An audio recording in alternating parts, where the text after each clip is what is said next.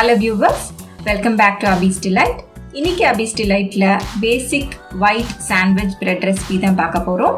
இது செய்கிறது ஈஸி தாங்க. நீங்கள் கடையில் வாங்குகிற ப்ரெட்டை விட இது ரொம்பவே சூப்பராக சாஃப்டாக இருக்கும்.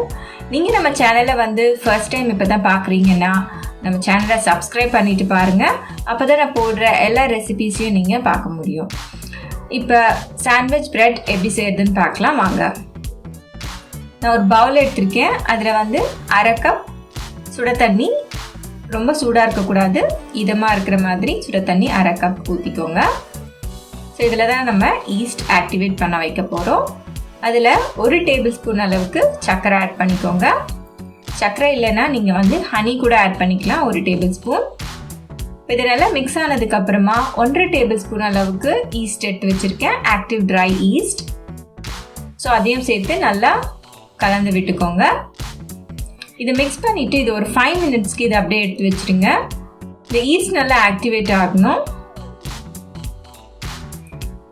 ஸோ 5 மினிட்ஸ்க்கு அப்புறம் நம்மளோட ஈஸ்ட் நல்லா ஆக்டிவேட் ஆகி நல்லா ப்ளஃபியாக வந்திருக்கு. இப்போ இதில் அரை கப் பால் சேர்த்துக்கலாம். ஸோ அரை கப் தண்ணி, அரை கப் பால் நம்ம ஆட் பண்ணியிருக்கோம். இப்போ இதையும் சேர்த்து நல்லா மிக்ஸ் பண்ணி எடுத்து வச்சுக்கோங்க ஓரமா.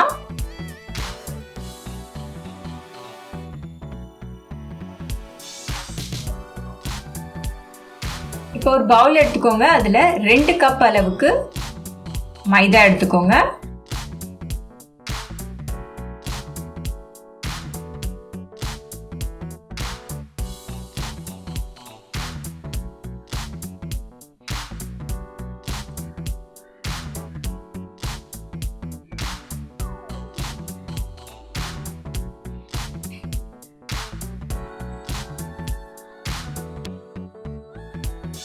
ஸோ இதே போல் இன்னொரு கப் நான் ஆட் பண்ணிக்கிறேன். ஸோ 2 கப் நம்ம எடுத்துருக்கோம். அதில் 1.5 டீஸ்பூன் அளவுக்கு உப்பு சேர்த்துக்கோங்க. இது எல்லாத்தையும் நல்லா மிக்ஸ் பண்ணி விட்டுக்கோங்க. ஸோ நம்ம 2 கப் மைதா எடுத்தோம்னா 1 கப் அளவுக்கு நம்ம இதில் ஈஸ்ட், தண்ணியும் பாலும் சேர்த்து 1 கப் இருக்கு இல்லைங்களா, அதை நம்ம ஆட் பண்ண போகிறோம் 2:1 என்ற ரேஷியோவில். ஸோ இது இதுக்கு கரெக்டாக இருக்கும். இருந்தாலும் உங்களுக்கு இது அதிகமாக இருக்கும், ரொம்ப வாட்டரியாக ஆகிடும் அப்படின்னு உங்களுக்கு தோணுச்சுன்னா ஒரு 1/4 பங்கு எடுத்து வச்சுருங்க. ஃபஸ்ட்டு மிக்ஸ் பண்ணி பாருங்கள். அதுக்கப்புறமா வேணும்னா சேர்த்து மிக்ஸ் பண்ணிக்கலாம். ஆனால் இதுவே கரெக்டாக தான் இருக்கும். நீங்கள் ஃபர்ஸ்ட் டைம் பண்ணுறீங்கன்னா இது போல் செய்யுங்க. ஏன்னா சிலர்கிட்டலாம் மெஷரிங் கப்லாம் இருக்குமான்னு தெரியாது.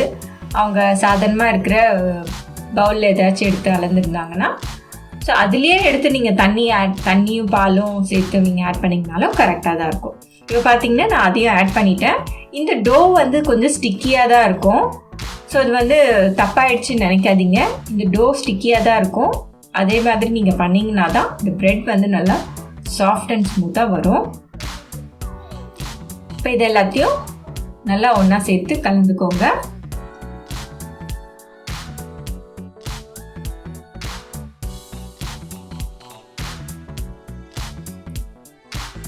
ஸோ இதில் தான் நான் 2 கப் மைதா எடுத்தேன்.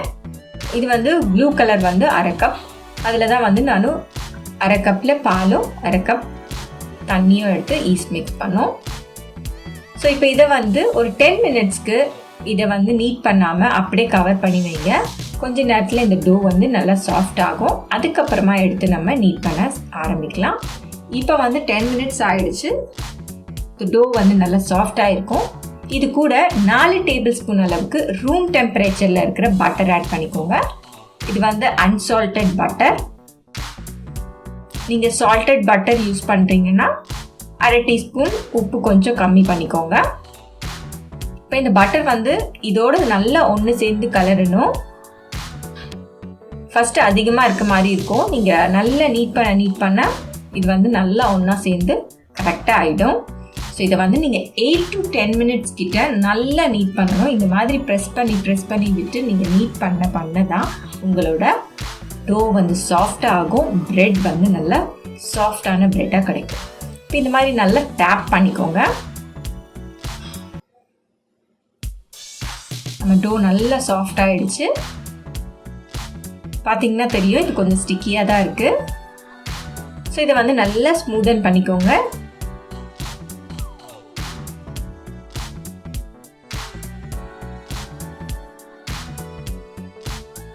இப்போ வந்து இந்த டோவை ஒரு ஆயில் க்ரீஸ் பண்ண பவுலில் எடுத்து வச்சுருங்க. மேலேயும் கொஞ்சம் ஆயில் நல்லா ஸ்ப்ரெட் பண்ணி விட்டுட்டு க்ளோஸ் பண்ணிவிடுங்க. கவர் பண்ணி இதை வந்து டபுள் த சைஸ் ஆகணும். ஸோ இது வந்து கம்ப்ளீட்லி உங்களோட நீங்கள் இருக்க இடத்தோட டெம்பரேச்சரை பொறுத்து தான். சம்டைம்ஸ் 40 மினிட்ஸ்லேருந்தே நீங்கள் டபுள் த சைஸ் ஆகிடும். இல்லைன்னா வந்து 1 hour 1.5 hour கூட ஆகும்.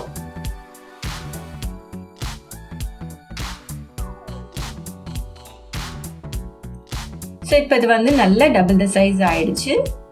இதை நல்லா ப்ரெஸ் பண்ணி இதை நம்ம இது உள்ளே இருக்கிற ஏரெல்லாம் ரிலீஸ் பண்ணி திரும்பவும் ஒரு தடவை நீட் பண்ணிக்கோங்க. ரொம்ப ஹார்டாக பண்ண வேண்டாம், லைட்டாக பண்ணால் போதும்.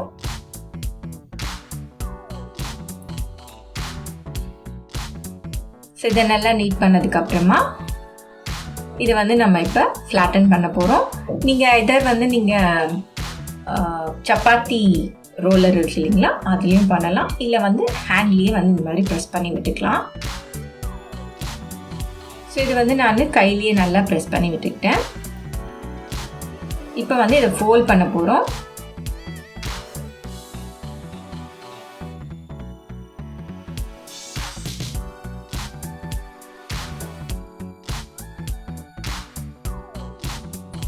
இது போல் 2 பக்கமும் எடுத்து ஃபோல்ட் பண்ணிவிட்டு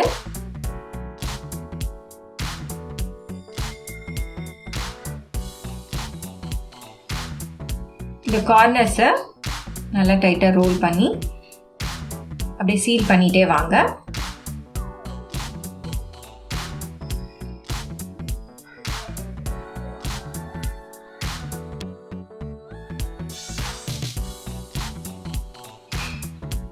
திரும்பவும் இந்த கார்னர்ஸை நல்லா சீல் பண்ணி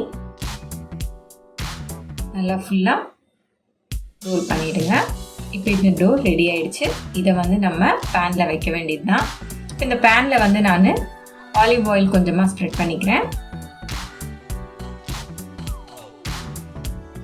கார்னர்ஸ், சைட்ஸ் எல்லாத்துலேயும் வந்து நல்லா ஸ்ப்ரெட் பண்ணி விட்டுட்டு இந்த டோவை எடுத்து உள்ளே வச்சு நல்லா ப்ரெஸ் பண்ணி விடுங்க. இப்படி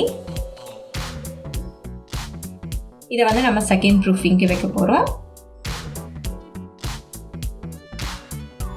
இதை நம்ம திரும்பவும் வந்து ரைஸ் ஆகிறதுக்கு வைக்க போகிறோம். மேலே கொஞ்சமாக நான் ஆயில் ஸ்ப்ரெட் பண்ணிக்கிறேன். திரும்ப கவர் பண்ணி இதை ரைஸ் ஆகணும். ஸோ இது வந்து ஃபுல்லாக ரைஸ் ஆகி மேலே வரைக்கும் வந்திருக்கும். அது வரைக்கும் நம்ம வச்சுருக்கணும்.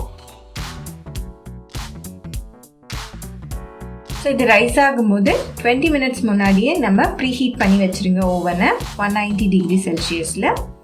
அதுக்கப்புறமா 40 to 50 மினிட்ஸ்க்கு இது 190 டிகிரி செல்சியஸில் பேக் பண்ணிவிடுங்க. அவ்வளோதான், நம்மளோட பிரெட் சூப்பராக ரெடி ஆகிடுச்சு. இப்போ வந்து இதை இந்த மோல்லேருந்து எடுத்துடுங்க. இல்லைனா வந்து இந்த பேன் வந்து நம்ம ஹீட்டாக இருக்குது இல்லைங்களா, இதுலேயே வந்து அது ரொம்ப கிறிஸ்பி ஆகிடும். நம்ம பிரெட் வந்து ரொம்ப ஹார்டான மாதிரி ஆகிடும். ஸோ எடுத்துட்டு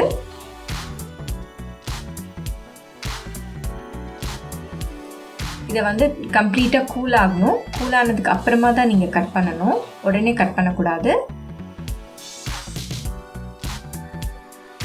ஸோ இது கூல் ஆகிறதுக்கு ஒரு 2 hours கிட்ட ஆகும். அதுக்கப்புறமா நீங்கள் ஸ்லைஸ் பண்ணிங்கன்னா கரெக்டாக வரும். நீங்கள் சூட்டோடு இருக்கும் போதே கட் பண்ணிங்கன்னா உடஞ்சி போயிடும். பிரெட் நடுவில் வேகாத மாதிரி உங்களுக்கு தோணும். ஸோ நல்லா கூலானதுக்கப்புறம் கட் பண்ணி சர்வ் பண்ணிங்கன்னா நம்மளுக்கு சூப்பரான sandwich white bread ready. So viewers, நீங்கள் என்னோடய ரெசிபீஸ் எல்லாம் பார்த்துருப்பீங்க. உங்களுக்கு நான் போடுற ரெசிபீஸ் எல்லாம் பிடிச்சிருந்ததுன்னா என்னோடய சேனலை லைக் பண்ணுங்கள், ஷேர் பண்ணுங்கள், கமெண்ட் பண்ணுங்கள். உங்களுக்கு ஏதாச்சும் ரெசிபீஸ் பர்டிகுலராக வேணும்னாலும் எனக்கு கமெண்ட் செக்ஷனில் சொல்லுங்கள். தேங்க்யூ ஃபார் வாட்சிங்.